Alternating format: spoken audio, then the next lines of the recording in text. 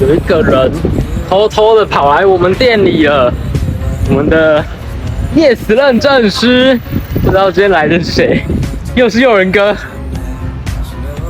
干嘛不爱的？哦，我要来拍这台 CT 啊，然后你就来了，我就看到你默默的出现在这，然后你也不打电话给我啊。我知道你来了一下子啊，所以我赶快准备这个，我赶快准备3轴来拍。干嘛？干嘛拍？要啊，要拍这台车认证啊，而且我要拍照啊。怎么样？他是不是换了影片？他换引擎盖了。我很纳闷一件事，来帮我解惑一下好不好？到底是要怎样？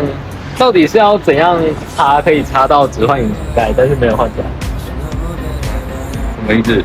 他就只有换引擎盖，然后其他的都没事。我还没拆啊，因为我要看这里。说上支架，对，上支架没有板修了。有板修，那你赶快拆一下，因为我也很好奇。可是我看上支架没有换啊。我知道没有换啊，可是看有没有那个啊，有没有迹象？是因为它这样碰撞的话，有换引擎盖、水箱架，也有可能会有。它水箱架没换啊。我是说没换没错啊，可是会不会有板修迹象？不要吵啦，先去旁边。等下趁现在认证师在拆这个上面的护板的时候，我们来分辨一下要怎么去判它的引擎盖到底是有没有换呢？好，首先我们先来看跟认证师借的灯，打开这个灯，看一下哦，它上面的这个螺丝啊，它其实是有这个有被那种套筒有去扳过的这种痕迹，有没有？这边的可能还没有那么明显，另外一边的超明显的，来我带你们来看一下。有没有这边就很明显的已经有被转动过的那种感觉，然后再来是啊，它的这个里面它会有喷内漆，旁边也会有这个胶条，可是它的胶条压起来却又是硬的。那接下来我们就只能来看它的内漆的颜色有没有对。OK， 来灯照进去之后就会发现，它里面的内漆，那是因为我的这个手电筒，认识的手电筒光比较强，所以它照进去，其实它里面是纯黑色的，它内漆就是不对的。因为我这台是蓝色的车子，它正常里面啊要有打到一点点那种蓝色漆，你们可以看一下。这叶子板里面虽然说它脏脏的，但是它会是这种浅色，然后带一点喷到蓝色漆的这种感觉哦。这也是比较进阶的看法。那有些人他们可能会比较分不出来，那这个就只能靠实战经验下去累积。诱人哥，把你。然后我也蛮想知道它的前面，因为这个地方我平常不会去拆。那认证师他们看车看得比我们再更专业一点。有板过吗？因为我看水箱架没有换，那我就没有再特别去注意说它到底是有没有在去板修啊什么的。可是我看到它跟下面的支架也没事啊，也没有动到啊。没板，没有板，没有板，那它到底为什么会只换引擎盖？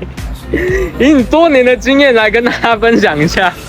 两种可能啊，第一种不是事故的话，就是生锈嘛，这一种车大部分都是锈掉比较多，锈掉比较多，被原厂换掉。可是如果是事故，你看它旁边2边叶子板都没换，对，但是它没有，它前面水箱架也没换，不是事故啊？因为可能就是锈死了，不是事故嘛？有可能是因为锈死，锈死了。因为原厂换的话，他们就会半索赔就把它换掉，半索赔把它换掉，可能有那些贴纸哦。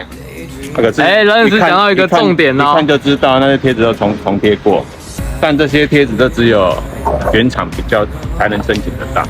你有在原厂更换板件，原厂才要让你申请。再问一件事，这台车它为什么这边没有那个车身那个什么防盗围？嘿，有一些怎么会有啊？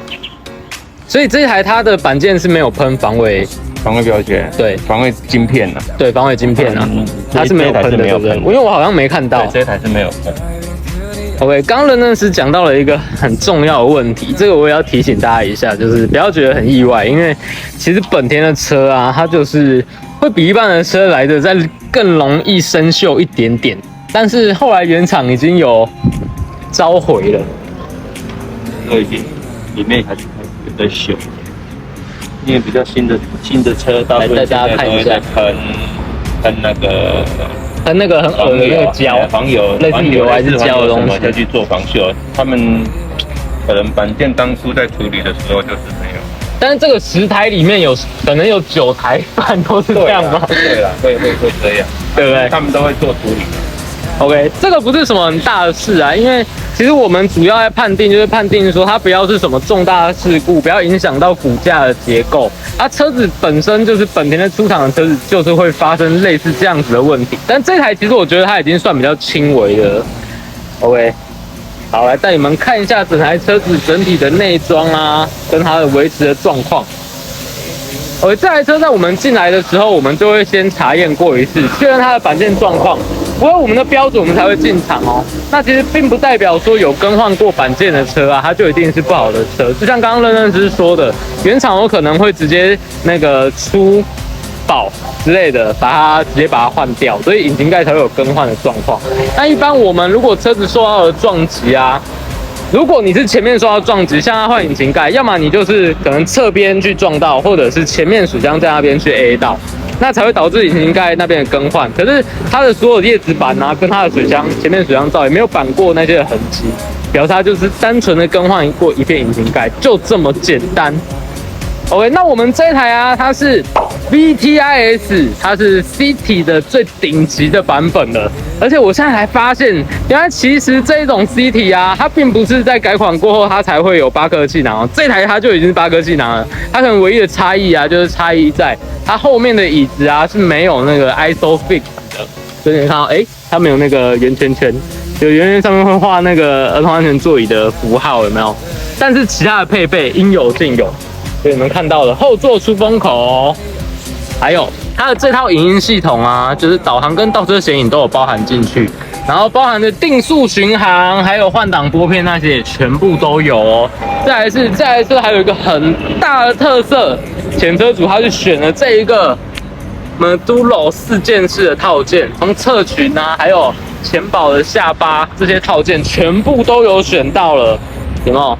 侧裙那些都装上去了，还有后面的下包也选到了，跟上面的这一只 Medulo 的选到的尾翼4件式的套件哦。这台车啊，其实本身就蛮有特色，因为后面呢，其实本田已经没有再出那个 Civic， 不是说没有出啊，就 Civic 进不来台湾，所以 City 可以说是担当了重任，所以我觉得要开帅、要开本田车的人，还是加一个空力套件会比较吸引大众的目光哦。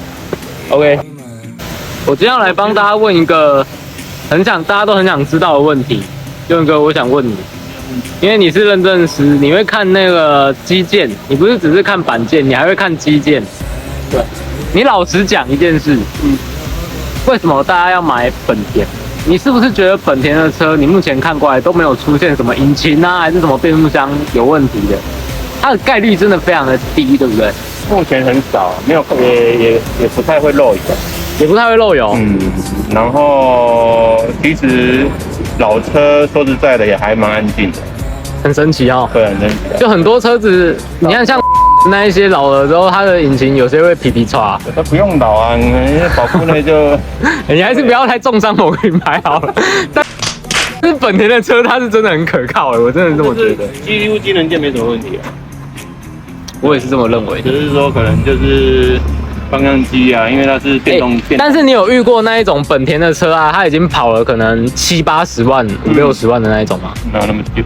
没那么多了，很少哦，很少。但是很奇怪哦，福斯的车大家都觉得有问题，可是很多福斯的车跑到70、80万、50、60万的。没有，那也是要那个啊，也是商务型的商用车啊，那个很神奇的，就是大家觉得本田好，大家想要买本田来抄，但是每个跑到30万就把本田卖掉了。